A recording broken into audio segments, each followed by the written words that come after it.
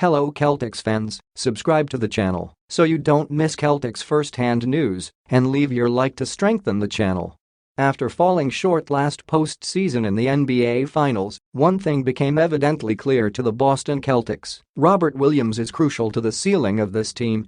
Williams was integral to the team's top-ranked defense, and it's no surprise that the team's defensive stats began to slowly tick upwards following his return this season. 2 surgeries later, and it still remains the same, the Celtics are simply a better team with Williams out on the floor. Boston's coaching and medical staff needed to put their heads together on how to get the most out of his minutes, while also avoiding re-injury or pushing him beyond his limits.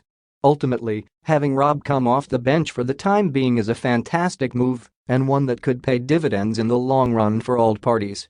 Running a double big lineup is effective, and the stats back it up, but with Al Horford getting older and Robert Williams dealing with injuries, it's not a realistic or sustainable option. While it can be used against specific opponents to match their size, see Cleveland Cavaliers, the Celtics are better off staggering Horford and Williams and starting Derek White in Rob's place. Leave your like on this video to keep up to date with everything that happens at Celtics. Thanks. Continuing.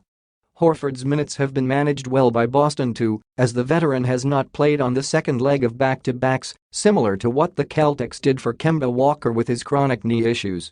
So far, the method has been extremely effective in keeping Horford fresh, and for Robert Williams coming off the bench, it's the best of both worlds. It allows Williams to reduce his workload in terms of minutes, as well as wreak havoc against opposing second units. Thursday night was a reminder of how impactful Robert Williams can be when his health is managed, dropping 7 points on 3-3 shooting along with 7 rebounds, an assist, 4 blocks, and a steal in almost 19 minutes of floor time. His highlights from Boston's 140-99 blowout included a block on Giannis Antetokounmpo. It would be better for both Williams and the Celtics to continue utilizing him in his current role, or at least until he gets through the offseason into next season.